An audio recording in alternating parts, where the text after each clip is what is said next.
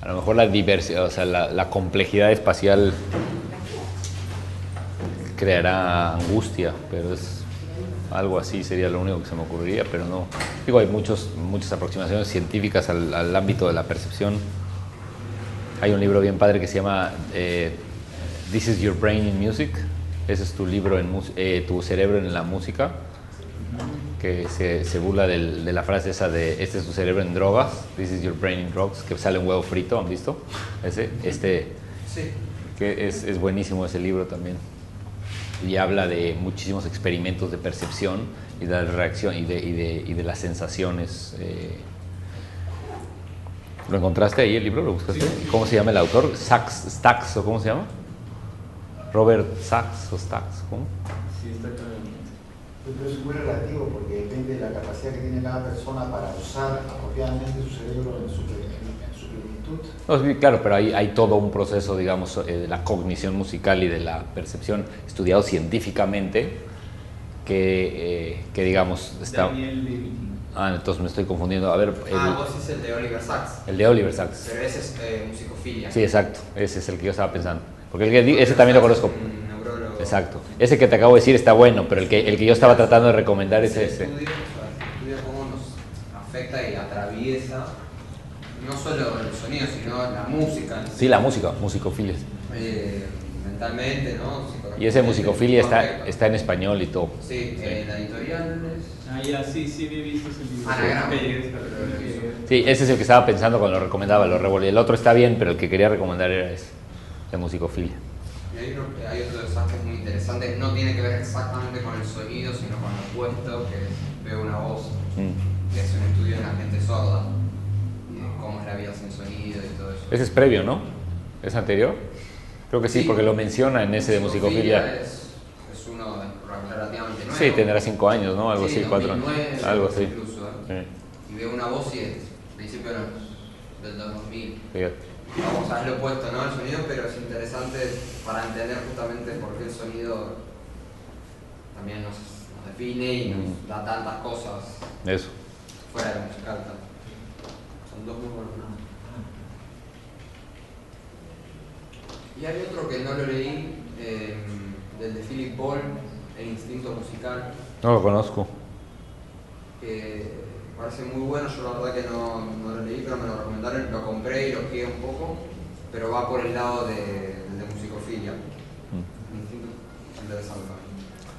Bueno, entonces vamos a seguir para esta última parte del día de hoy.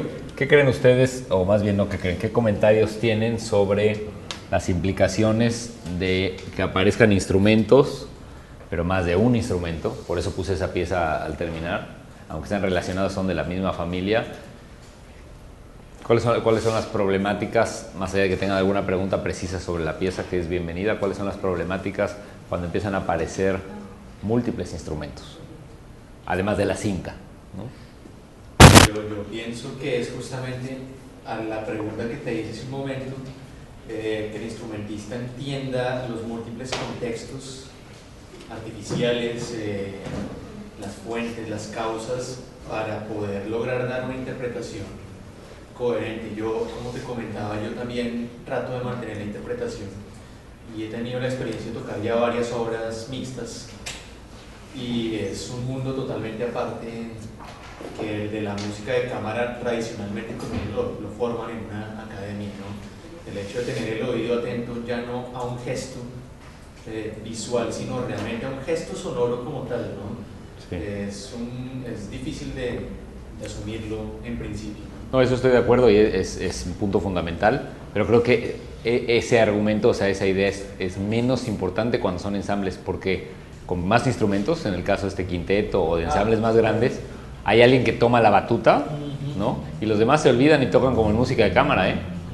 Y no lo digo porque esté bien necesariamente o mal, la pieza está muy bien interpretada. El cornista habrá tocado con la cinta en los ensayos generales, como se aproxima a cualquier otra obra, y la trabajó súper bien, y me hizo preguntas y todo, pero es decir, no es que todo el tiempo, o sea, cuando ensayaban juntos ponían la cinta ahí pero no es que cada quien se estudie por su lado cómo se va a conectar. No creo que conforme va creciendo el ensamble todo el mundo tenga que tomar ese compromiso, claro. ¿Sí?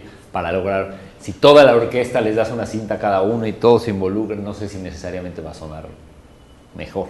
Yo creo que la pieza tiene que funcionar en sí misma, pero lo que sí es que en el caso de uno o dos o ensambles es indispensable lo que tú dices, y justamente se pierde la retroalimentación y la sincronización visual, y hay que mantener el oído, digamos, atento. Es el único que te puede dar los cues o las marcas, ¿no? Eso es una muy buena observación. ¿Algo más de la pieza o del...? No, eso que acabas de decir, de última también puede ser una decisión tuya, ¿no? Quizás, bueno, no, realmente quiero que todos ustedes instrumentistas se involucren totalmente con la CIP, por alguna razón, no sé, X. Sí, pues, tú puedes decir lo que quieras, no sé para qué sería, pero a alguien se le puede ocurrir un razonamiento interesante, como por ejemplo que van a tocar en lugares separados, o por internet, o porque realmente van a hacer unas secciones de improvisación como hay acá, en la cual si no están mucho tiempo con la cinta no van a saber qué hacer. Habría muchos motivos para poder hacer eso, no digo que no se pueda. Nada más lo que digo es que conforme se va haciendo más complejo el ensamble, la realidad práctica es que lo abordan más como música de cámara común. Es interesante esto, con Jorge justamente le contaba de algunas de sus obras, el trabajo de improvisación en conjunto de todos, y él requería mucho que sus instrumentistas realmente escuchen muy bien lo que está pasando y lo que está haciendo el otro, y de que todos juntos, acompañados, generen un gesto, una imitación de algo. Claro. Sí, es una improvisación dirigida por el compositor. La diferencia es que esas piezas, sea cual sea de Jorge, no sé específicamente cuál hablas, él está dando por un hecho que él está ahí. Entonces, ¿cómo se hace para tocar esta obra? Que yo no tengo nada que ver, como te di la de guitarra, pero para ensamble. Okay. Viene con sus partichelas transportadas, con el score en do, y el chiste es que ellos toquen, y si ellos pueden medir, o sea, si ellos están en el beat, en el tempo que merecen, en el momento que todo funcione. Esa es mi aproximación. La de Jorge, que es igual de válida, tiene entonces esta ventaja en donde la pieza es mucho más viva, más personal por los intérpretes, tiene otras virtudes que la mía no, la mía la toca un quinteto, la toca otro, teóricamente tendría que sonar idéntica. Pero como con cualquier música de pero campo, no pasa, exacto, como de Bach pasa bien. Exactamente. Pero hay unos casos en donde, sobre todo por una grabación, el resultado sonoro acompañar la partitura. En el caso de que ya esté estrenada y todo, sí, como lo hago ahora, claro. Que es lo que les acabo de dar. Miren, así la toca él, así la toca este puertorriqueño, así la toca este japonés, haz lo que quieras, pero ahí están tus límites, digamos, ¿no? Eso es básicamente lo que está pasando. Para cuando oyes un efecto y aunque lo diga la instrucción no sabes cómo suena, bueno, vas a ese momento y ves al japonés cómo lo hace y tú ya medio tienes una idea, claro. Por supuesto. Y hay quien puede hacer una maqueta MIDI y entregarla también, o sea, antes de tener un estreno, ¿no? Sí, eso es cierto. No, entre más material de aportes, por eso conforme se va tocando tienes mejores materiales, tienes mejores versiones, después tienes la del disco que suena perfecto, digamos, y después tienes el video del concierto y entonces vas agregando materiales de ensayo a la misma pieza que puedes repartir, ¿no? ¿Qué más? Nada más, bueno. ¿Alguien conoce esta pieza? Sí.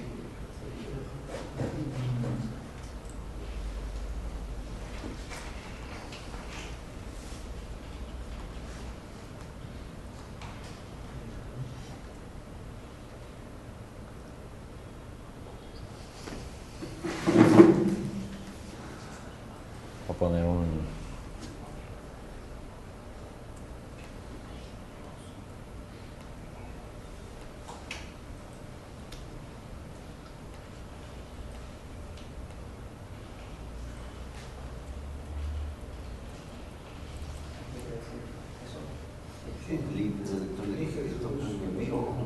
Sí, a eso iba justamente.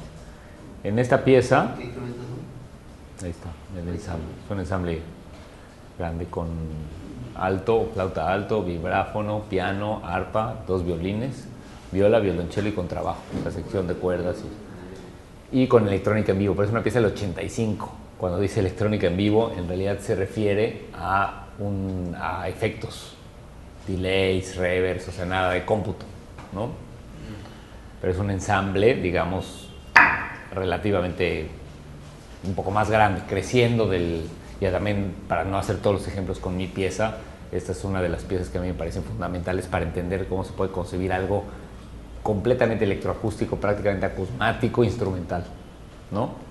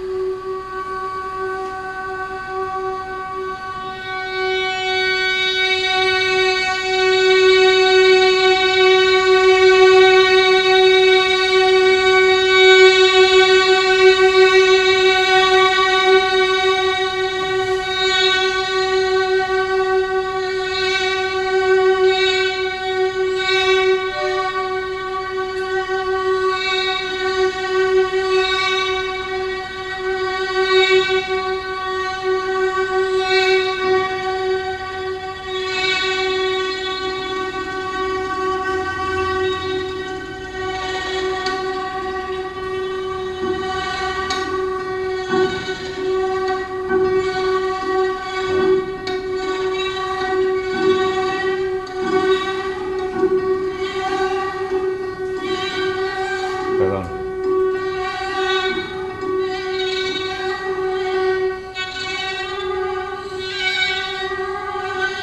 Lo voy a quitar, os voy a dejar el audio, pero un momento, ahorita les regreso a la partitura.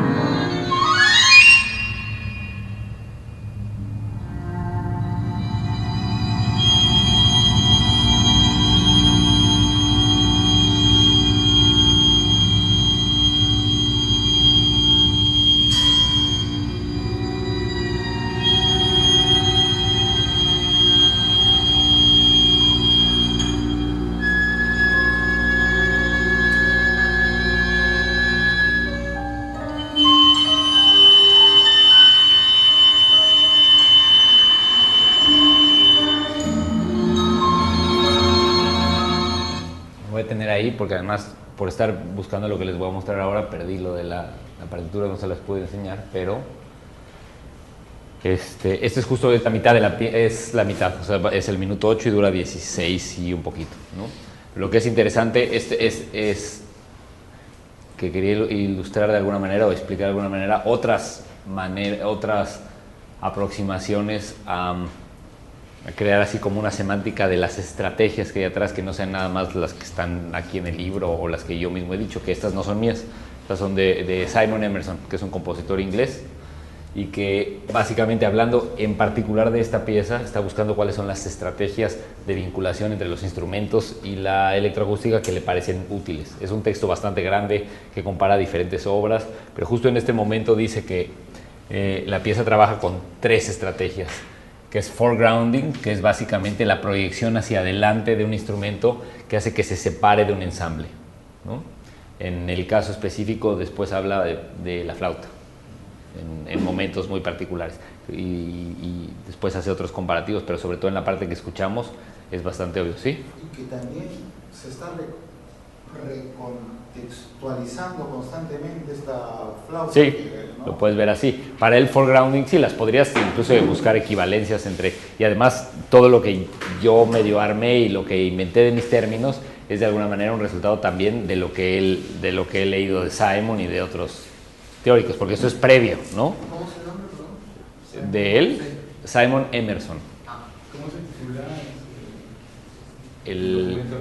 El documento se llama El lenguaje de la música electroacústica. El documento se llama... Bueno, ahorita te lo pongo para no perder exacto dónde está, pero aquí lo tengo al principio. No, El lenguaje de la música electroacústica es un libro grande de Simon Emerson, que es él tiene 3 libros grandes, pero ese es el segundo que sacó, que tiene un capítulo por Boulez y un capítulo por... o sea, es como el editor. Es un libro espectacular, que de hecho, ese no lo traje, no sé por qué no lo traje, pero... Acá él dice simplemente, estoy de acuerdo, ¿no? Que se proyecta un instrumento hacia adelante, pero como el trasfondo está cambiando... Es una recontextualización, sí tienes razón en eso, pero... Exacto. Sí, lo que pasa es que el concepto de recontextualización Simon no lo usa porque no lo usa. Pues no sé si no existía, pero más bien existe porque yo leía a Simon Emerson, diría yo, ¿no? Básicamente. O porque, y a todos sus libros, sobre todo ese del lenguaje de la música electroacústica, que es espectacular, ¿no? Ahí es donde viene una de las versiones más importantes de espectromorfología de Dennis Molly en ese libro de Simon Emerson, como editor, ¿no? Después está estrangement, que es una especie de separación, o como cuando sacas a algo de su lugar, que es la aparente separación entre un sonido de su fuente, ¿no? Que eso es, como dice aquí, algo bastante ambiguo, una transformación de su timbre, que de esa forma hace que tenga cierta relación con su origen. Es decir, los procesos de alguna manera, no sé si los alcanzaron a escuchar, que son procesos de transformación con la tecnología que había en el 85, pero sigue sonando bastante efectivos, que es hacerles procesos, hoy en día simples o sencillos a los sonidos, que básicamente es pasarlos, o sea, tenían micrófonos y los pasaban a través de efectos, el SPX 900 de Yamaha, los Lexicon, los normales que había en esta época. La pieza decía 84, 85, ¿no? O algo así, una pieza, pero bueno, casi todo, ¿o han oído de Sariajo como compositora? Sí, ok, porque digo, es hoy en día de lo más exitoso en el ámbito de la música contemporánea por mucho, con tecnología, y tiene sus piezas de flauta, de cello, sus óperas, mega óperas recientes siempre con un ámbito de tecnología muy, muy particular, ¿no? Después la homogeneización, que es la aplicación de transformaciones electroacústicas a un grupo de sonidos que resulta en que no pueden ser claramente distinguibles y que los convierte en inseparables. Esto es especialmente identificable cuando se aplica a los sonidos más ruidosos de las cuerdas. Y de esta manera también lo acerca, convierte ese sonido ruidoso de las cuerdas, ese efecto ruidoso, lo trae al frente como lo más importante, cuando no solamente hacen esa técnica extendida de ruido, sino además procesada, ¿no? Pero lo que es interesante de esta obra es que es con electrónica en tiempo real, no es con cinta. Y luego la técnica o la estrategia que Simon llama de rebalance,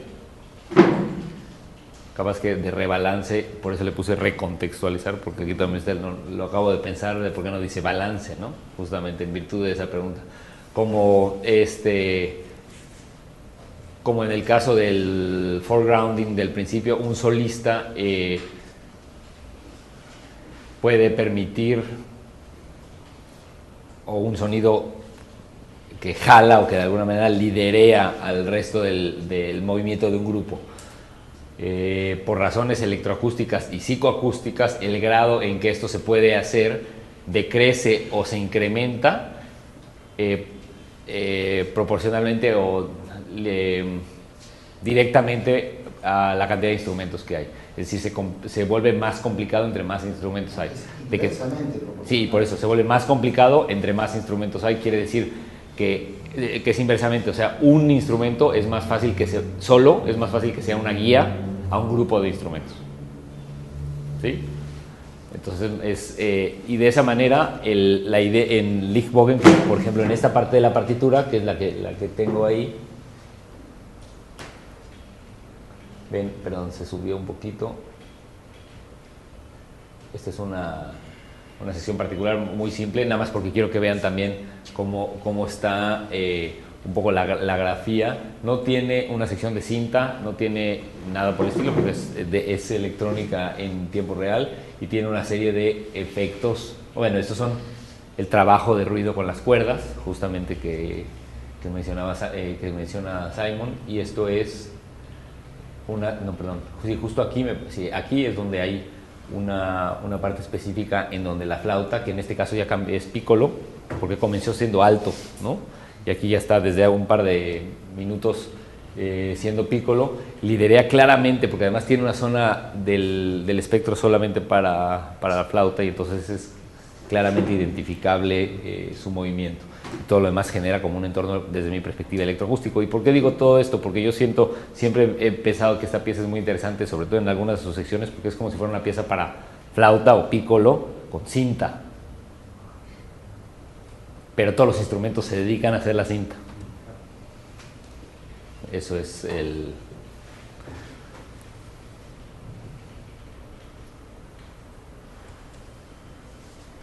Hay otro momento que...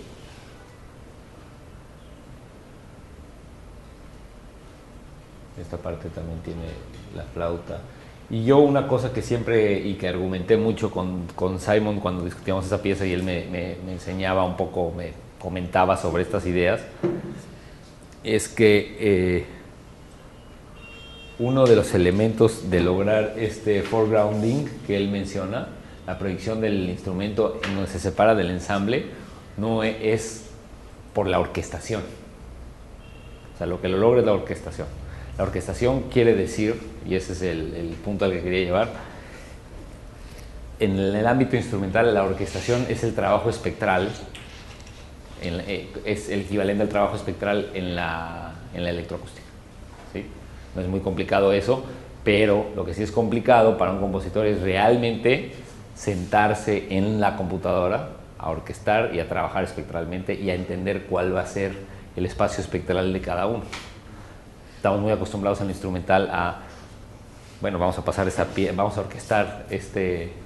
esta pieza de piano, entonces trabajas y la orquestación no es nada más pues los límites, los rangos y lo que pueden hacer los instrumentos, hay mucho más y hay reglas de orquestación y todo. Bueno, en la electroacústica, que no está sistematizado perfectamente, es lo mismo, tienes que trabajar con tu espectro completo, y tu espectro completo, en el caso de los instrumentos, pues es todo el rango de lo que podemos escuchar. Entonces, en esta pieza en particular es para mí muy interesante que, siendo ya con cierta tecnología y teniendo 20 y tantos años 30 casi años o 20 y tantos años de edad, sea un trabajo en donde hay una aproximación muy tecnológica, desde mi perspectiva, resuelta con lo instrumental. No sé si porque tampoco había mucho más acceso a cosas más complejas, pero a lo mejor lo podía haber intentado, pero orquestalmente trabaja dejando los espacios para que el instrumento que está en el frente, en el foreground, lidere a los grupos instrumentales, pero al mismo tiempo trabaje en un ámbito de la cinta, con un ámbito como si fuera cinta, ¿no? ¿Es el Ibas- caso de ahora? ¿Perdón? ¿De Kaiser? Sí, en el caso de esta pieza de Lichtbogen. Que yo creo que eso era lo que estaba preguntando ahorita cuando te pregunté por la pieza de marimba, que Ajá. si pensabas en un solo instrumento o si en realidad lo que quería preguntar era si lo que estás viendo un trabajo pues no de orquestación o de música de cámara entre la marimba como instrumento Y la cinta. y la cinta. Sí, y yo creo, o sea, yo creo que no estaba pensando en eso. Yo creo que es diferente en el instrumento solista, porque en el instrumento solista también orquestas, ¿sí? Pero orquestas como, yo lo vivo más en un instrumento como la marimba como conducción de voces. Pues, o sea, sí. ¿Y aquí qué? Orquestar es por decirlo de alguna forma, pues, pero separadamente la marimba o el instrumento que sea y la cinta, pues, como si fueran, sí, Sí, pero, contrapunto, pues. claro, pero eso es lo que en mi caso yo pretendo no hacer. O sea, lo que, no sé si lo logro o no lo logro. Y también creo que aquí no está pensado así. Yo creo que está pensado, o sea, es decir, cuando tú tienes cuando tienes dos alturas, una se la das a la computadora y otra se la das al instrumento, es porque estás logrando un acorde de un instrumento. Claro, o sea, lo pensás quizás como más un ente propio, ¿no? Como, o sea, un acorde en vez de decir es un contrapunto, sino el acorde como ente. Y separas las voces en la orquestación. Claro. Pues mi pregunta era cómo lo pensabas. Sí. O sea, simplemente. Entonces, pero hay muchas aproximaciones desde la otra perspectiva, de una visión más de música de cámara contrapuntística, en donde la parte tecnológica se convierte en un intérprete con el que tocas, que puede hacer cosas fantásticas, puede hacer los ritmos más espectaculares, que nunca se... O sea, tiene otras características, ¿no? Pero eso es de interés particular del compositor y además de la pieza. Hay compositores que probablemente hacen de todo y prueban de todo, ¿no? En el caso del pequeño fragmento de Alejandro Viñao que oímos, evidentemente la orquestación espectral es su última importancia, o sea, es de última importancia. Está buscando otras cosas, está transformando estos sonidos y está dejando un espacio para que esa voz existe en el frente, digamos, hasta ahí llega la orquestación. No le va a poner encima gente cantando, porque entonces pierde el impacto de lo que quiere mostrar, pero básicamente está trabajando en un pulso, en otro ámbito de las variables musicales. El timbre llama la atención en ese momento, pero hay un ritmo muy claro, o sea, es otra aproximación no tan orquestal, ¿no? La pieza, por ejemplo, del quinteto. ¿Cómo la verías tú? No. Pues si fuera mía, tal vez yo la pensaría como un solo instrumento al que se le pueden sacar. No, pero la que oíste, ¿cómo la interpretas? ¿Cómo crees que la pensé yo? Sería la pregunta. No cómo la harías tú, sino cómo crees que está pensada.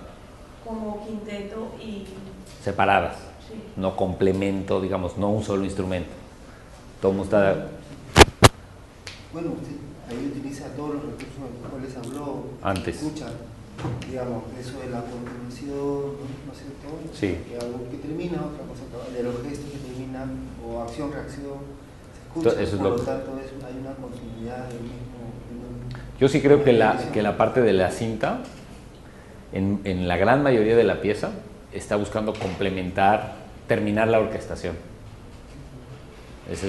Eso intentaba. Tiene una capa adicional de cosas identificables como las percusiones, los ritmos, las voces, que funcionan como en las otras piezas que les decía para simplemente crear los cambios, ¿no?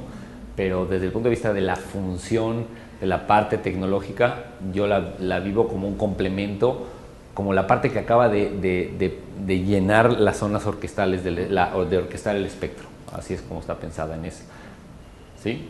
Otra cosa Sí. más. En este caso, digamos, se lograba el foregrounding, digamos, por el hecho de que la orquesta o los sonidos que estaban detrás estaban reverberados. En este caso de Sí, Sadia. no había otra forma, digamos. Yo creo que se logra el foregrounding por eso y por la separación espectral, por darle el espacio al rango en donde está la flauta o el piccolo. El rango espectral, es decir, el rango en donde tienes una gráfica de tiempo Sí, que pasan las orquestas. contra frecuencia. ¿Ok? Y entonces, evidentemente, el piccolo trabaja aquí. Entonces todas las cuerdas con el ruido y todo eso trabajan aquí, ¿sí? Y entonces tienes esta separación muy clara y nadie interviene aquí. Pero el violonchelo también lograba un foregrounding muy... En un momento sí. Muy Sí, y no toda la pieza es la flauta. Por eso aquí, si ven, Simon no dice la flauta. Simon dice estrategia para llevar sonidos hacia adelante, porque eso va cambiando. No es una pieza para flauta solista. Sí, en eso tienes razón. En ese esquema estás haciendo una especie de superposición de capas, ¿cierto? Porque ¿Acá? abajo también está o en el medio, no sé dónde, está la cinta. Es que no hay cinta aquí. No, en la de tres, en la de quinteto. Ah, en la de quinteto es diferente, porque en la de quinteto, sí, en la de quinteto no está separado, no hay foregrounding. No. En la de quinteto están todos revueltos todo el tiempo. Esto es para Sariajo, sí, ahí tienes razón, por supuesto.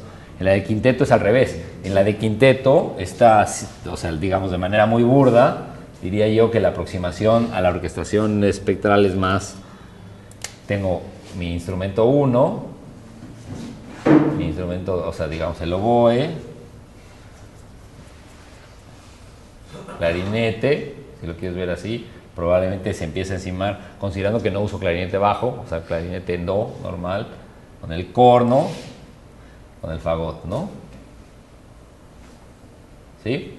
Y hay ciertas áreas en donde se superponen, evidentemente. Claro que estoy exagerando, porque lo estoy minimizando. El fagot, por supuesto que también tiene frecuencias altas, ¿no? Y evidentemente, según el rango en el que esté tocando, todo eso se mueve también, por supuesto.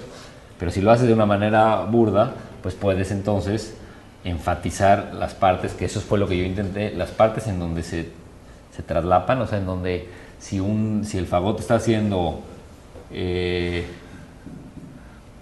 en esa parte me parece que es do, sí, do y mi bemol, o no me acuerdo qué era, y la o algo así, lo estoy haciendo, no estoy seguro, pero no importa eso.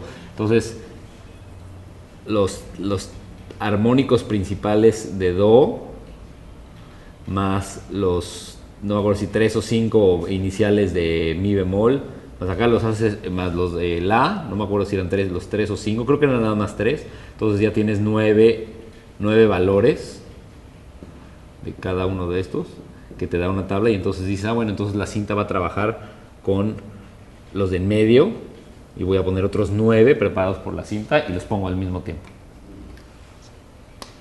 Ya, no tiene mayor complejidad que eso. Bueno, tiene la complejidad de hacerlo, pero es técnica, digamos, no es que tenga una complejidad conceptual mayor ni nada por el estilo.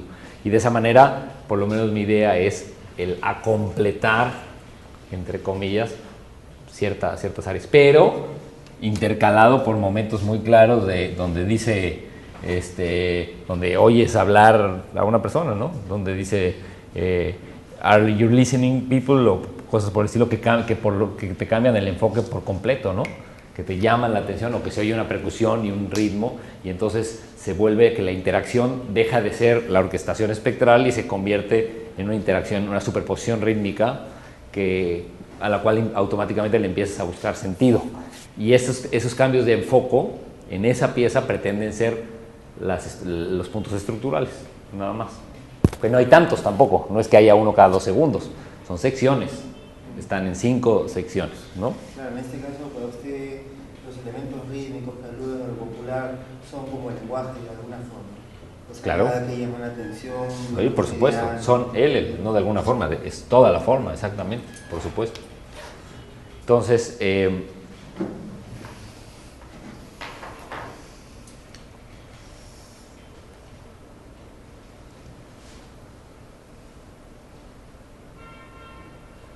estamos en esto. Estamos en la identificación de fuentes y recursos.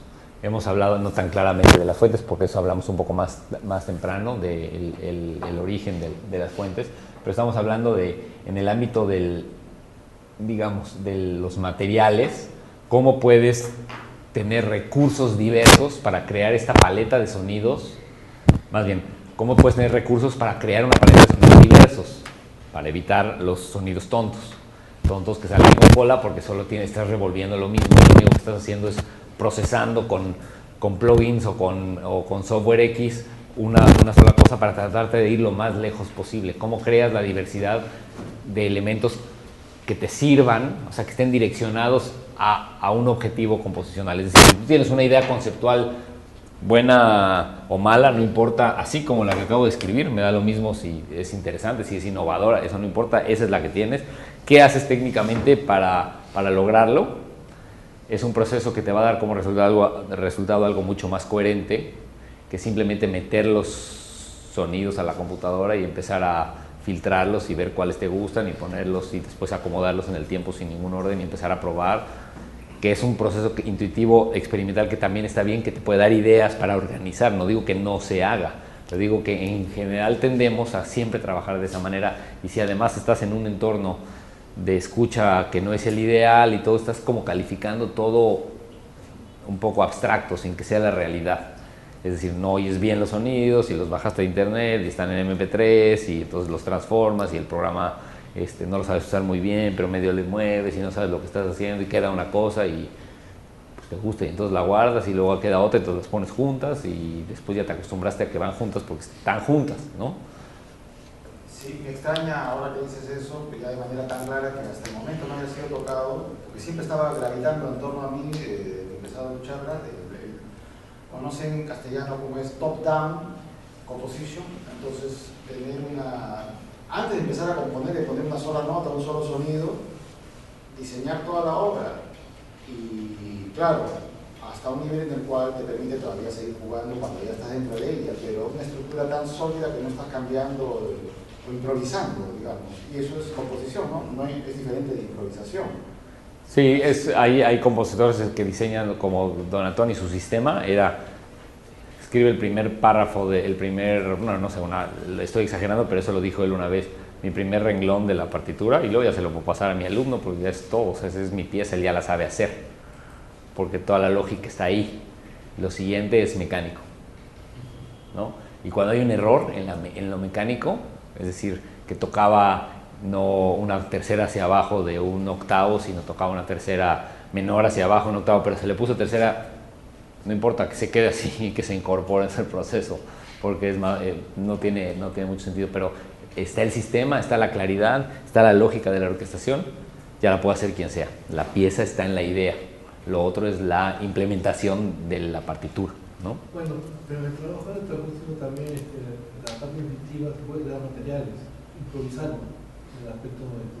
Sí, claro, por supuesto. Y además, claro, eso es muy importante mantenerlo y enfatizarlo.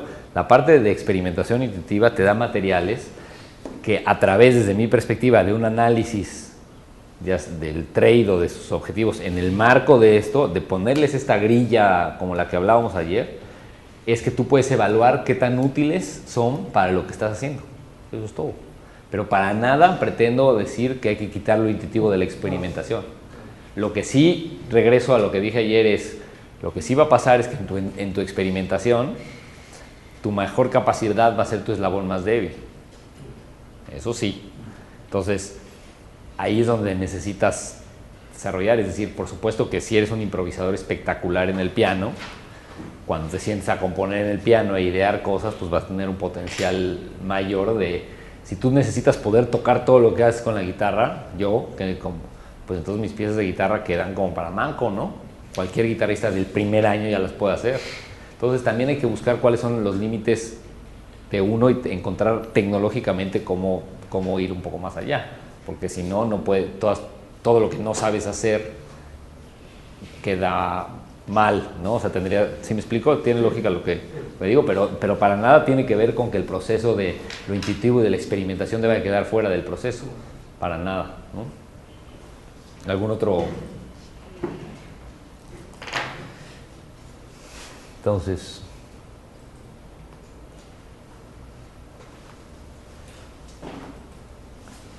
aquí viene un ejemplo.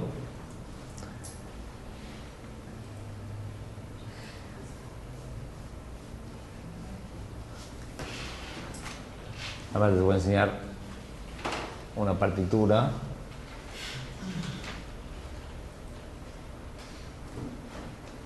De una aproximación a una pieza que es para clarinete y cinta. Perdón, faltaba lo del título del artículo, ¿verdad? Disculpa, se me pasó eso, ya te digo. El título es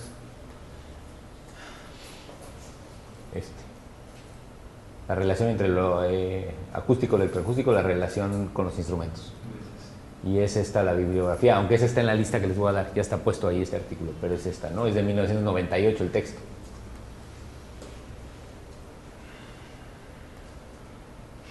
Y salió en esta revista, el Journal of New Music Research. ¿Va bien? Entonces, bueno. Miren esta bibliografía de esta pieza. Entonces, pero antes de eso les voy a leer una cosa muy breve, que es... ¿Uno o dos clarinetes? Uno. Sí, eso es para un clarinete y cinta. Pero hay un compositor, no sé si, bueno, seguramente algunos de ustedes han escuchado, o a lo mejor hasta ha venido, que se llama Barry Truax, que es un compositor canadiense, que está en Vancouver, que tiene un pequeño texto bien interesante que se llama la carta a un compositor electroacústico de 25 años, que escribió en el 98 para decir unas cosas, sobre todo una cosa que me parece interesante, también está en la lista de lo que dice. Creo, o sea, Barry habla en primera persona, creo que el siglo XX en las artes se ha vuelto único en el hecho de que sus tradiciones se han fragmentado en cosas separadas y que estas tradiciones avanzan en como streams, en ríos o corrientes paralelas, ¿no? De alguna manera, después de 50 años, por ejemplo, después de 50 años es bastante claro que la música clásica, el medio de la música clásica ha hecho prácticamente nada por apoyar la música electroacústica como parte de, como si fuera su propia evolución o su propio desarrollo. Hay excepciones ocasionales, pero en general las instituciones como una sinfónica, una ópera o las que trabajan en la música de cámara han ignorado por completo el arte de la música electroacústica, dice Barry Truax en el 98. Para el tiempo que tú tengas mi edad, le dice al de 25 años, cuando tú tengas 50, espero que encuentres a este tipo de grupos, o sea, en el 98 quiere decir que en el 2023, lo que él propone, espero que este grupo, que tú vayas a encontrar a estos grupos, yo creo que vas a encontrar a estos grupos tocando exactamente los mismos repertorios más o menos de los que están tocando ahora, en el 98, ¿no? O por lo menos música que suena igual, aunque sea otra música, pero va a sonar igual. Como resultado te vas a sentir seguramente excluido del medio de la música contemporánea al ser un compositor de música electroacústica. La comunidad electroacústica y la gente que la va a ser, sobre todo en el siglo próximo, una cultura paralela solamente apoyada por aquellos que la practican, ¿no? Siendo un miembro de esta comunidad, como de cualquier otra comunidad a la que quieras pertenecer, va a ser muy reconfortante, pero seguramente te va a llevar hacia la autocomplacencia de que todo lo que se hace al interno es lo que vale la pena. Solamente gente que piensa como tú van a aceptar lo que tú haces como algo que vale la pena. Lo creas o no,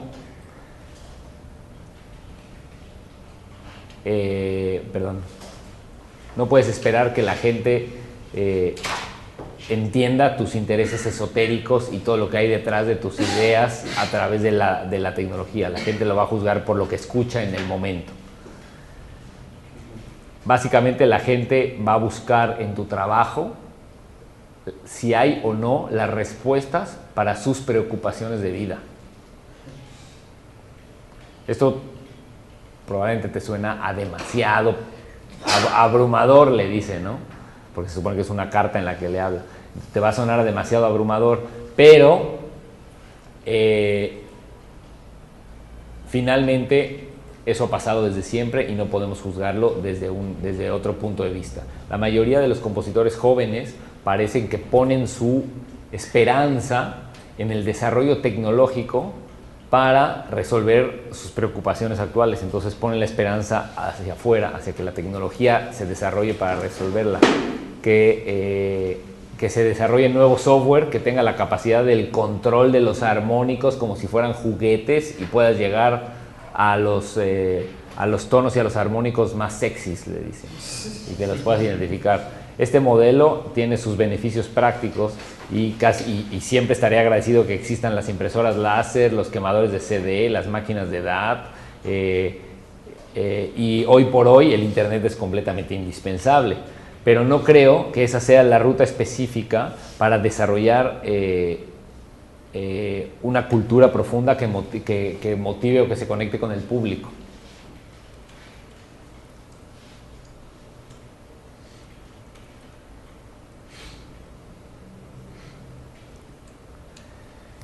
Al final, aunque me salté un pedazo importante, pero después si quieren ustedes lo ven, al final todo se resume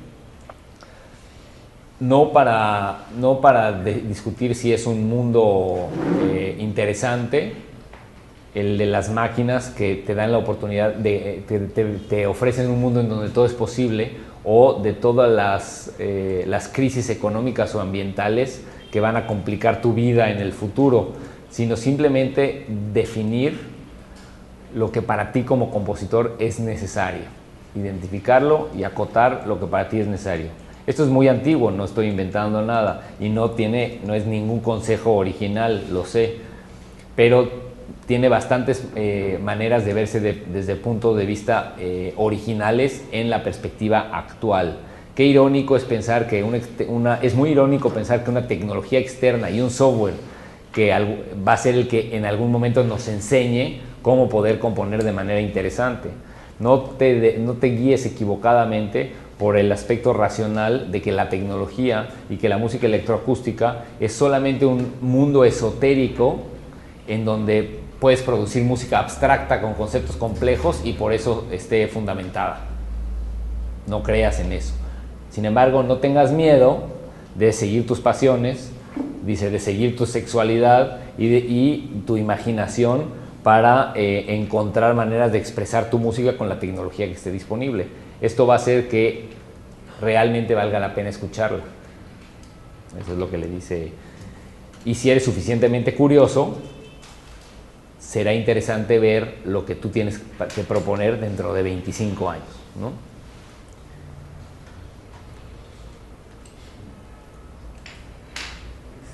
Y esa pieza que les puse acá es todavía anterior, también es de los... Bueno, Lichtbogen es de los 80, Clarinet Threads es de los 80.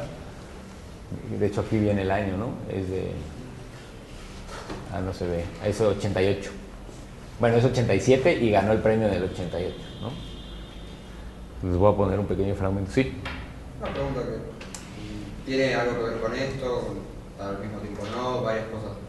Pero una duda que me parece que también aparece con el concepto de música es cómo hacer uno como músico electroacústico que está en el ambiente, cuando una persona no tiene la más mínima idea de todo este mundo, explicarle lo que es. O sea, que lo pueda entender de alguna manera, ¿me entendés? Me pregunta ahí, música electroacústica. ¿Cómo hacer para hacerle entender tantas cosas, todo este peso de información de alguna manera simple y que no digo que lo entienda completamente, pero como que ya entiendo a dónde va? Bueno, es un poco lo que discutíamos el otro día de si tiene o no sentido explicarlo, pero si yo por lo menos mi aproximación es, ¿te acuerdas cuando mencioné ayer esto de que muchos de los franceses o algunos dicen que no pongas la palabra música? Porque cuando pones la palabra música en la explicación, automáticamente hay un contexto cultural de lo que espera, ¿no? Sí. Entonces, pues no uses la palabra música a la hora de explicarla. Claro, y la comunicación sonora existe en muchos niveles y la experimentamos nosotros permanentemente en otros lados, pero requiere de la atención para funcionar. Es decir, se requiere que el enfoque de quien la percibe termine de completar las cosas. Es decir, las piezas te dan el 30, 40, 50, 60, 70, 80% de la información y tú tienes que hacer el trabajo restante. Pero el ejemplo práctico que yo uso, por lo menos yo, es exactamente como leer un libro. Si mueves la vista no puedes seguir la trama.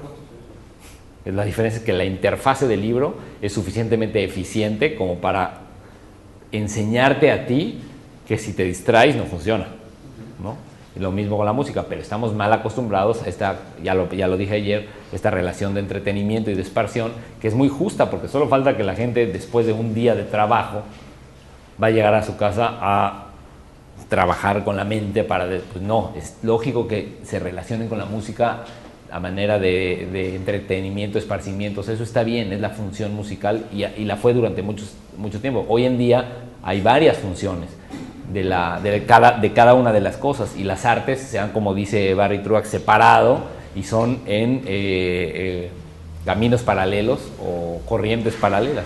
Entonces a mí me parece que para oír la música electroacústica se pueden hacer como esos ejemplos. Puedes usar el ejemplo del libro y le explicas a la persona, puedes poner una frase como la que me comentaste que viste en mi disco que dice escuche este disco con audífonos, porque si lo pones mientras haces otra cosa es un desastre. Todo el tiempo estás arreglando a ver si se descompuso tu equipo de sonido, llegas a tu casa y parece que ni empezó porque vas 40 cuadras y pues, no lo puedes oír en el auto, no se puede oír en el auto. Entonces tiene una serie de reglas o de necesidades, no son reglas, pero de necesidades que solo la persona en la etapa de la percepción puede aportar para que funcione. ¿Sí? Claro, y esto que decir, bueno, ahora lo pienso bien, porque, qué sé yo, escucho a Pink Floyd y también necesito, en cierto punto, esta cosa, bueno, me siento a escuchar Pink Floyd y no lo voy a poner, no sé, mientras miro la tele. Exactamente. ¿Eso es de toda la música contemporánea? Yo creo que es de toda la música, que cuando le pones atención y enfoque, descubres todo de lo que estamos hablando, en cualquier lenguaje. Y ahí es donde notas la diferencia entre los Beatles y los otros 3 millones de grupos, entre Pink Floyd y los otros 3 millones de grupos, entre Sariajo y los otros 200.000 compositores. Pero sí, intentando todavía llevarlo a, no sin dedo por reducirlo, pero no, también tampoco le puedo decir a una persona, no, es muy difícil también evitar la palabra música, ¿no? Pero es algo que lo tenés que escuchar atentamente, o sea, porque hay muchas cosas que las tengo que apreciar atentamente. Entonces como que todavía siento que no va a poder entenderlo, ¿me entendés? Como lo que quizás es, o sea, en realidad ni yo sé bien lo que es. No, porque solo a partir de la experiencia puede obtener el gusto. Pero la experiencia es una práctica. Y la práctica de la concentración es la más difícil que hay para todos. Nos distrae todo el tiempo, ¿no? Entonces, la cantidad de tiempo que podemos enfocar nuestra atención en un asunto es cada vez menor en la sociedad contemporánea se supone de las comunicaciones y de la conectividad y todo. Nos ha hecho más daño que bien, ¿no? En ese sentido. Sí. Ahí me sucedió una cosa muy particular, ¿no? Música para computadora que estaba trabajando, la quería presentar con un amigo de la infancia que es baterista. Entonces le di la música para que la escuchara y después de una semana me respondió entusiasmadísimo que quería hacerla, que había tenido la impresión de que estaba conversando con un satélite. Eso me entusiasmó a mí. A partir de ahí sus propuestas eran vamos a ponernos cascos, vamos a ponernos trajes, botas, tubos. Entonces dije, bueno, está bien todo eso, pero a ver, vamos a hacer los ensayos. Entonces en los ensayos resultó explosiva su participación porque él estaba muy acostumbrado a tocar la batería muy influenciado por Palmer y el rock que él hacía, ¿no? Acá Palmer de Emerson Lake and Palmer.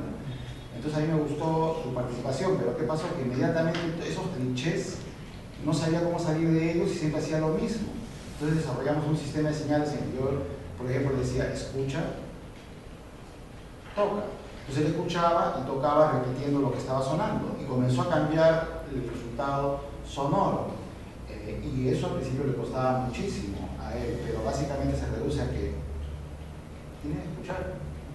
Sí, el intérprete, como una persona a la que le explicas, tiene que relacionarse con cada una de las disciplinas musicales de otra manera.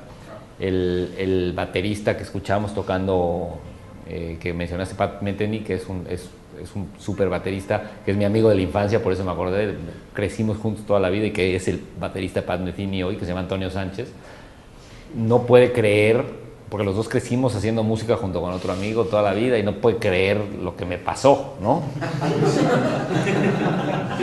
No puede ser lo bien que iba este muchacho. Es un mundo diferente. Exactamente. ¿no? Y bueno, definitivamente no es que lo esté comparando y que sea igual, porque difícilmente alguien como baterista latinoamericano puede llegar más arriba de lo que ha llegado él, ¿no? Con todo el mundo, y en el ámbito del jazz, pues es de los mejores 5 o 10 del mundo por mucho. Ya era, pero yo me acuerdo perfectamente cuando pasábamos la tarde en su casa y él tocaba, a él le encantaba Police, ¿no? Y sabía todos los discos de Police de memoria cuando tenía, no sé cuánto habremos tenido, 10 años o 12 años. Y a mí Police, aunque quede en cámara, siempre me ha parecido pésimo, ¿no? Entonces discutíamos, nunca he dudado que Stuart Copeland sea un super baterista y que sea muy interesante la manera en la que tiene que tocar, pero como grupo a mí me parecía muy poco interesante. Siempre hablábamos de eso y siempre encontrábamos las partes que él me explicaba. Cuando yo lo veía tocar a él decía, bueno, pues por supuesto eso es buenísimo, pero el concepto no me gustaba, y entonces compartíamos más Pink Floyd o Rush o otras cosas. Poco a poco cada quien se fue por su camino, y ahora ninguno, yo no dudo la maestría que hay atrás del jazz que él toca, no lo dudo para nada, pero no es la música que a mí me mueve. Yo tendría que sentarme a recibir esa explicación de alguien que disfruta el jazz, aunque la he recibido, quiero decir, para encontrar cuáles son los puntos, en dónde me tengo que concentrar, porque a lo largo de mis prácticas, tratando de encontrar, difícilmente le encuentro yo esa maravilla que encuentro en otra música, ¿sí? Entonces, lo digo porque alguien que tiene la práctica de escuchar y que en teoría sabe escuchar como yo, pues probablemente tendría que disfrutar más del impacto técnico que me provoca ese tipo de, o sea, el jazz de mejor nivel del mundo.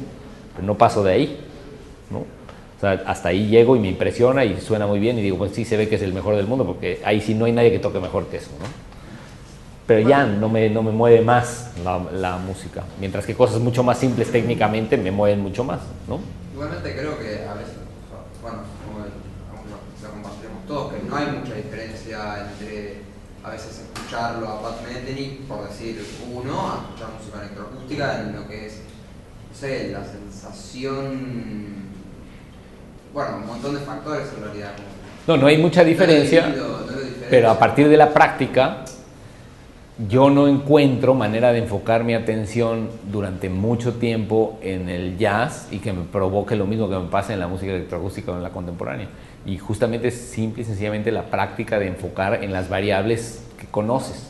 Eso es a lo que me refiero. La coherencia que a veces encuentro en tus obras, también me hace acordar la coherencia que encuentro en Pat Metheny, sí, a lo largo de toda la obra, puede ser, cómo va soleando, improvisando, lo que sea, y tiene una coherencia que la comparte, yo creo que se comparte mucho.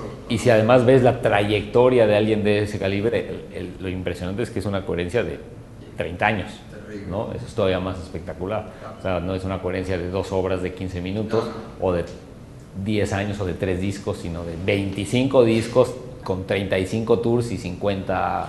Eso es lo que es impresionante. Y todas en el marco de la innovación y la transformación. O sea, ¿cómo encuentras eso? Es una cosa increíble. Ahí es donde para mí hay un valor. Pero escucharlo durante una hora con audífonos, poniendo así atención, no me provoca lo mismo que la música de concierto, por no hablar de la electroacústica. También está Hermeto Pascual, trompetista brasileño, ¿no? Uh-huh.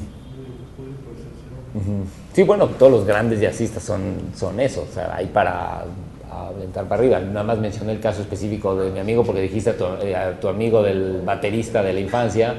Yo tuve al mío también, y cuando le enseñé lo que hacía dijo, pero pobre, ¿qué te pasó, no? En vez de decirme ponte un casco y vamos a tocar, me dijo que oye. La primera vez que le mostré la grabación de lo que estaba haciendo, me dijo, vamos a ser completamente originales, esto se hace en el mundo.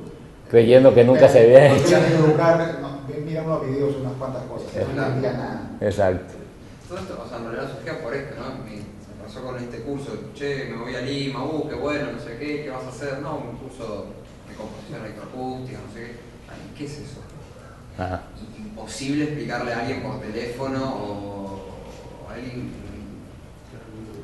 Me tenía que guardar la lengua porque es muy difícil explicarlo. Ahora, siempre me gusta dejar, o sea, digamos, escuchar algo con lo que terminemos para que se queden con esa idea como hicimos con el quinteto. Entonces, ahora, pensando en todo lo que hemos conversado ahora,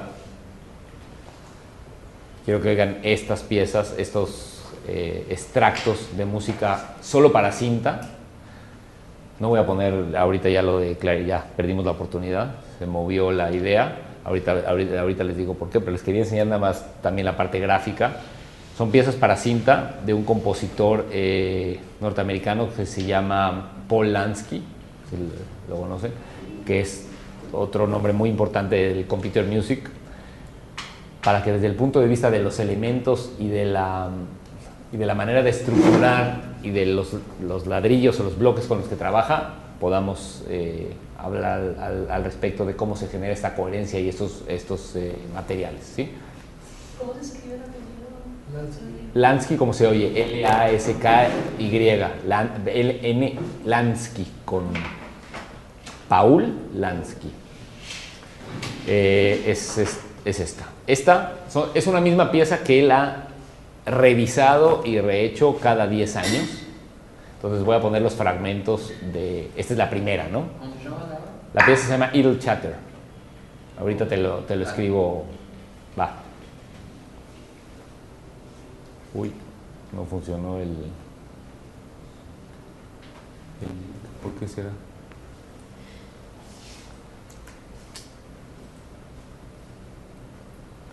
Ese sí es un problema porque creo que está caída la página de...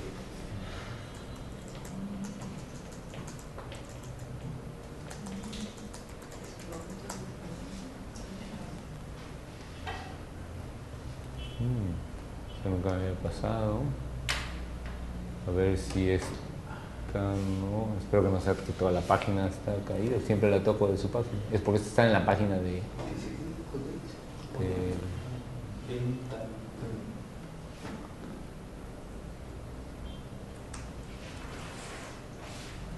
a ver.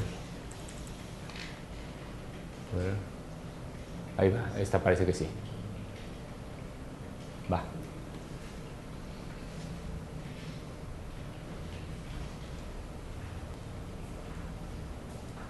Parece que está cargando, pero creo que...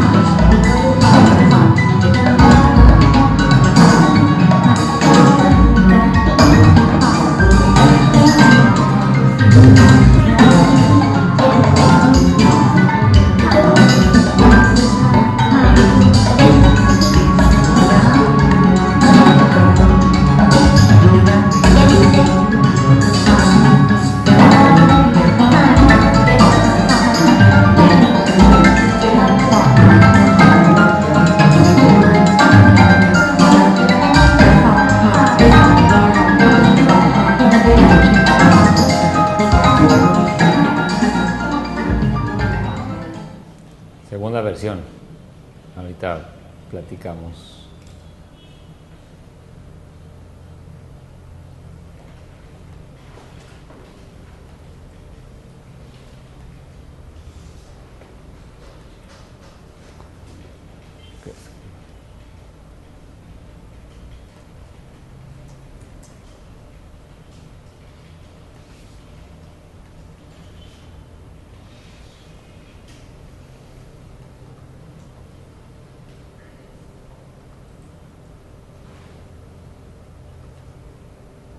tampoco funciona la otra parte de esa misma pieza. Pero bueno, es así.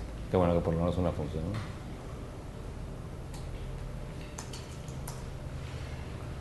Sí, no. Algo anda mal con la página donde siempre la bajo, que hay varias que no funcionan. Pero eso, bueno, es básicamente la misma aproximación. Es un movimiento diferente de la pieza. Y si esta funciona, hay una cuarta que les quiero enseñar, que es esta. Nada más no, tampoco. Qué raro. Bueno, qué suerte que funcionó una. Entonces, va con esto, ya me salto esa parte y fíjense en esto, que es el principio de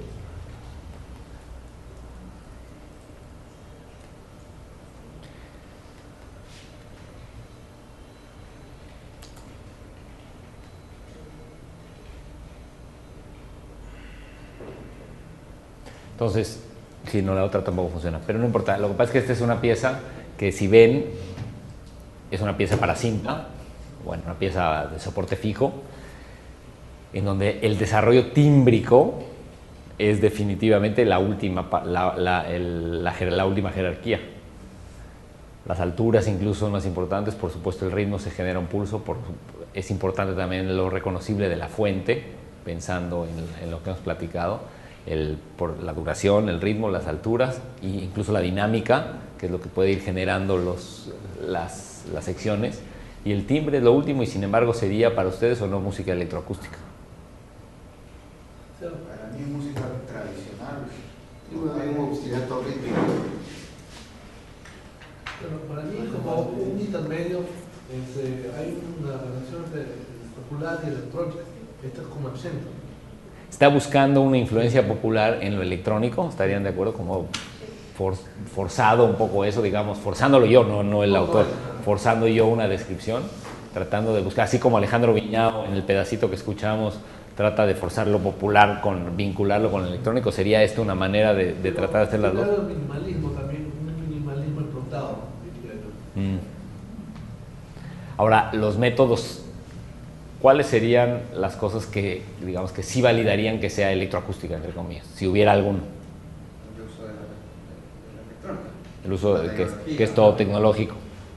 Pero eso no valida la música electroacústica. Pues hemos dicho que no, porque las herramientas no son la justificación, ¿no? El ejemplo de Sariajo, en donde es instrumental y es más electroacústico, digamos. Esta es una escucha más, es una propuesta más instrumental o más electro. ¿Qué es lo que hace? Suponiendo, bueno, las herramientas podrían ser una, y es discutible si lo justifica o no. Bueno, hay una dosis más o menos relevante de espacio, de espacialidad. Ok. Y hasta ahí es lo máximo que yo le veo de electroacústica. ¿Alguien más? A mí me parece que es interesante, digo, yo normalmente lo habíamos escuchado y lo dejo para mañana, pero teníamos un poquito de tiempo porque no funcionó la otra versión, que es básicamente qué es lo que hace una propuesta o qué es lo que hace una organización de los materiales que sea contemporáneo. Tú tocaste lo minimal porque es evidentemente una organización repetitiva que nos vincula con lo minimal, que es contemporáneo, es música contemporánea. Steve Reich, Philip Glass, Terry Riley, o si quieren, no sé con quién platicaba, de Nyman, también es música minimalista, ¿no? Pero en este caso, ¿qué otras, además de la tecnología, qué otras cosas lo harían contemporáneo? Bueno, no es contemporáneo, es de 1980, es exactamente la misma época de Sariajo, esta pieza. Es un momento de búsqueda de cómo puedes crear lenguajes nuevos con la tecnología. Eso es lo que estaba pasando. Hoy, 30 años después, no nos estamos preguntando eso. Pero no nos lo estamos preguntando porque ellos encontraron la respuesta, digamos, si lo quieres ver así, ¿no? Que sí hay un mundo de lenguajes paralelos, identificables, como dice Barry Truax, de nuevas propuestas completamente diferentes que surgen a partir de la tecnología, pero que no deberían de ser justificadas solamente por el uso de la tecnología para crearlas. Surgen de ellos.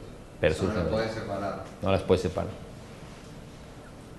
Esa sería la idea general. Igualmente es lo que decíamos, ¿no? Pink Floyd, por decir, o Rush, cualquier muchas bandas usan la tecnología y no le decimos que música electroacústica. ¿no? Pero nadie niega que tienen un alto contenido tecnológico, ¿no? Regresando a Tangerine Dream, yo me acuerdo cuando, o sea, yo, como yo les decía, yo llegué más a la música por la tecnología. Yo cuando vi que Tangerine Dream tocaba en el 84, 85 con 4 computadoras Atari, de las que había en la época, los Atari 520 ST, 1040 ST, yo no lo podía creer, y además una de las computadoras controlaba las luces, ¿no? Y era una cosa, y me fui en autobús a Estados Unidos a ir a un concierto, ¿no? Y tocaban con los logos de Atari porque estaban patrocinados por Atari, y era una cosa impresionante. Y ese es el Tangerine Dream ya electrónico, ya después de lo progresivo, o sea, ya 100% metido en lo tecnológico. O sea, Tangerine Dream, digamos, de los 60s y de el verdadero progresivo, que también tenía parte tecnológica, no es del que estoy hablando, porque no es el de mi generación, es el de mi papá, ¿no? El que yo estoy hablando cuando yo tenía 13 o 14 es un Tangerine Dream ya, o sea, es el regreso de Tangerine Dream, como vemos hoy con los grupos, pero estoy hablando de los 80s, ¿no? Con un disco que se llama Optical Race y cosas totalmente pensadas en lo tecnológico. Pero creo que encontré la solución de otro lugar donde se puede oír otro pedacito de la pieza. No esta, perdón, es esta. Nada más para enseñarles lo que quería, y es... Bueno, tengo un detalle todavía. ¿Perdón? Detalle yo lo tengo todavía. ¿Cuál? La talla. Ah. Es conversación. No está aquí. Está. Creo que también te sirve para jugar. ¿Pero qué la usas? Tengo un par de software, pues el Turbo Synth Ajá. y el Avalon. Son buenos programas. Pero funciona todo bien, y el MIDI le funciona bien y todo. También creo que tiene mucho que ver el propio término electroacústica, ¿no? Que de pronto no sé si está bien usarlo, como ya la palabra es sugestiva. Yo digo jazz, Ajá. no te sugiere nada específico. Yo creo que sí. Sí. Un grupo de reglas. Pero no te sugiere ningún elemento en particular. De repente la palabra electroacústico está sugiriendo inmediatamente. No estoy tan. Yo digo que sí, que jazz también. Y si dices que jazz, todavía más, por supuesto. Pero, por ejemplo, esto que va a sonar, que es lo que. Esto, pues no dirías que es jazz. Y llevas un acorde, no puedes saber qué va a pasar después. Puede ser un jazz fusión que te y ya es, ¿sí? No digo que no pueda pasar. Pero bueno, entiendo lo que dices. Sí es cierto que electroacústica estamos... pero lo que es un hecho es que esa pieza Polanski es un lenguaje de música contemporánea, que claramente tiene herramientas contemporáneas, que provienen de lo contemporáneo, y que justamente está haciendo la antítesis de toda la reglamentación que dijimos antes. Hay fuentes reconocibles, hay ritmos, hay repeticiones, no hay desarrollo tímbrico, el trabajo, ¿sí? Entonces, justamente la pongo para ejemplificar, no la excepción que confirma la regla, porque hay más, no es una sola, ¿no? Pero cómo te puedes aproximar de una manera inteligente a decir, no, el lenguaje, que todo lo que les ha dicho Rodrigo estos 2 días, que era mi idea de los 2 primeros días, miren, aquí hay alguien que de alguna manera también pertenece, pero no cumple con las reglas que hemos dicho todos estos días. Por eso lo pongo siempre al final. Y ya nada más para utilizar los 30 segundos que me quedé con ganas de oír ese sonido de Tangerine Dream. Por eso lo puse. Que se está cargando, pero ese sí funcionó. La pieza que vamos a escuchar es Tangerine Dream. Sí, bueno, nada más el principio. Por los sonidos de las Atari. O sea, hoy nadie se atrevería a salir en público tocando así. O sea, ni para una novela de televisión. ¿No? Y no había nada más avanzado tecnológicamente en su momento con las computadoras. Todos los sonidos son sintéticos, no están tratando de imitar ningún sonido, juega las funciones de la batería, pero no es una batería. Las funciones instrumentales son las del rock progresivo, digamos. Pero deja tú esperar que entre la melodía para que veas el desastre que eran.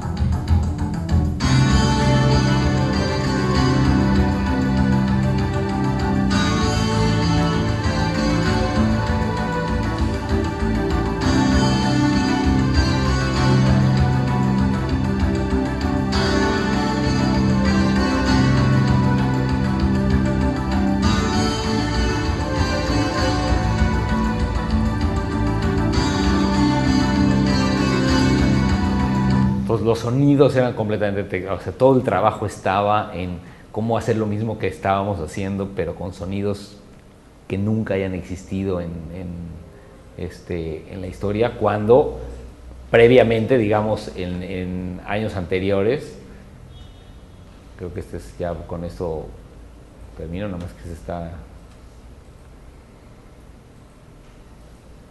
Ahí va. Esto es lo que hacían antes, en los 60s, totalmente análogo, utilizando los mismos aparatos que Stockhausen, que hoy, si sales haciendo eso, en el ámbito popular sí son los sonidos que hoy vale usar, pero no los new ageeros de los 80s. A lo que voy con esto es así como regresa la música de los 60s y de los 70s y de los 80s, en el ámbito del desarrollo de la tecnología, ya regresó la de los 60s, y espero que nunca llegue la de los 80s, pero seguramente va a venir, ¿no?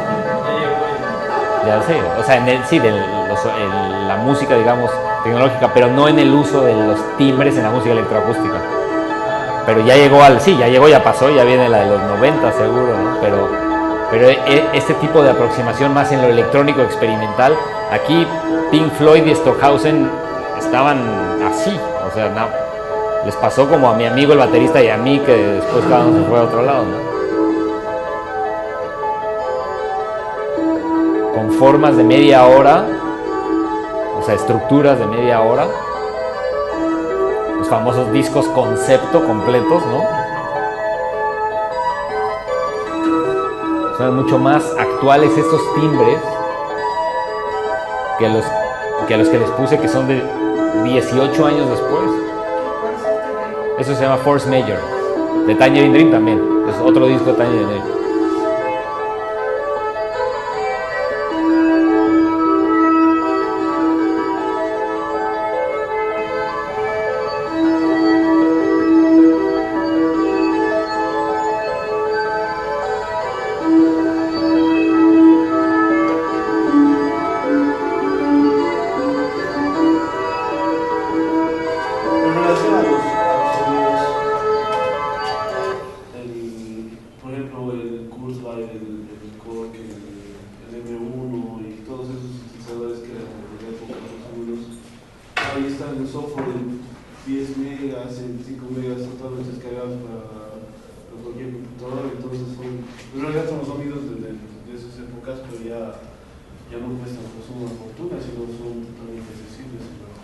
Sí, porque el poder de cómputo de ahora y eso permite que mi teléfono suene como el M1, digamos, ¿no? O como el DX7 por lo menos, si quieres.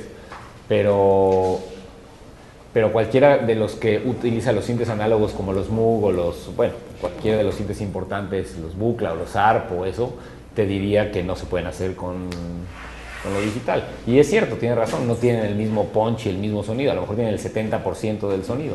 La diferencia es que cuestan nada contra $25,000 si quieres comprar el original todavía, ¿no? No, pero inclusive ahora que se llama toda la línea del acorde, los teclados que cuestan pues, un montón. Que los vende, dices. Sí, no son todavía alcanzados por tecnología de ahora. No, lo que pasa es que para tocar en vivo, pues siempre puedes seguir teniendo los teclados que hagan su procesamiento por separado y que solamente utilices la computadora para el MIDI y que el sonido en sí lo genere el módulo interno del teclado. Eso te da posibilidades muchísimo más amplias de lograr mezclas interesantes porque todo sale por separado. Poco a poco con el desarrollo de las interfaces y de las interfaces de 16 canales y multiprocesadores en donde puedes correr diferentes sintes, te vas acercando a poder hacer eso desde la computadora. Pero hoy todavía no se puede. O sea, si tocas como Rick Wakeman, digamos, tiene un sentido desde el punto de vista de la mezcla, de lo que puedes lograr independizando las señales. Eso es muy difícil de lograr en computadora, o sea, es muy caro de lograr en computadora. Exacto. Va para allá. Cada vez las interfaces ya nadie piensa en interfaces estéreo, ya todo el mundo está hablando de 4, 8, ¿no? Y hay interfaces de 32 y todo que las pones así en USB 3 y te corren todos los canales al mismo tiempo y además procesamiento va hacia allá, pero todavía hacer todo por separado, el poder de cómputo por separado sigue siendo todavía mucho más poderoso. En el caso específico de la masterización, los reverbs, por ejemplo, o los plugins que utilizan un hardware externo, como los UDA o todos esos, son los más finos. Porque en vez de compartir con el procesador todo y con el convertidor análogo digital y digital análogo todo, lo hacen por separado. Entonces, pero el costo económico es otro, ¿no? Claro, por ejemplo, dentro de 3 tarjetas Universal Audio, solo tienen 3 reverbs cada. ¿Y cuánto vale cada una? $300 cada una. Por $300 por esas 3 tarjetas te puedes comprar una computadora con 500 reverbs. Ni uno solo de ellos sonaría igual de bien que esos. Por ejemplo, digamos, llevar un reverb de 15.000 el Lexicon al estudio, un grupo de memoria, digamos, cargas para mezclar. Entonces traemos un Lexicon. Te conviene 1000 veces más rentar ese Lexicon cada vez que lo necesitas, aunque te que comprar uno, ¿no? Claro, sí. Pero se paga solo en una masterización uno de esos, un TC Electronics de super nivel o ese Lexicon que es el mejor, ¿no? Salvo que tengas una sala de mezcla para cine que esté todo el tiempo usándose o algo así, pues no te conviene comprarlo, ¿no? En vivo el SPX 900, ¿no?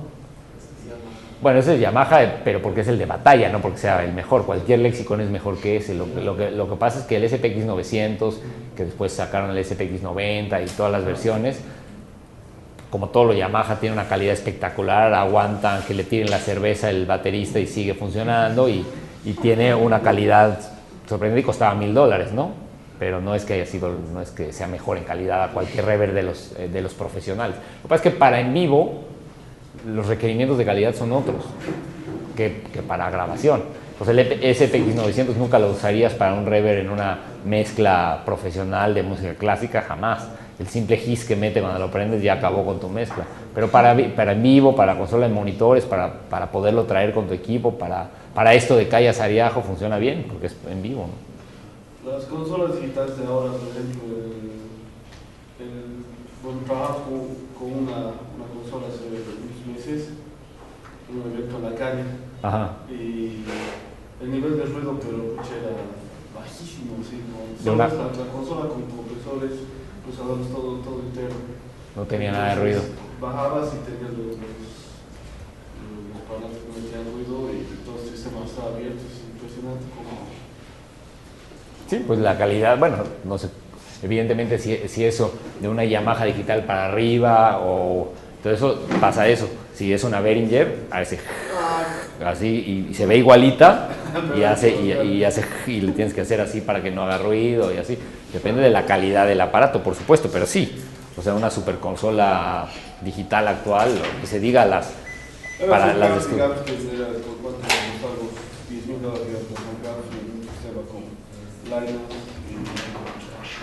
No, es increíble, y además es increíble lo que hacen, porque trabajas 40 horas ajustando, ecualizando todo y lo salvas. Y entonces en un segundo, o sea, la posibilidad del recall es lo mejor que se ha inventado después del, no sé, de la Coca Cero, yo creo. No, pues antes de las analógicas sacamos fotos, pues, o pedimos rayar la mesa, o todo para llamar las mezclas, pues. En cambio, es bien complicado.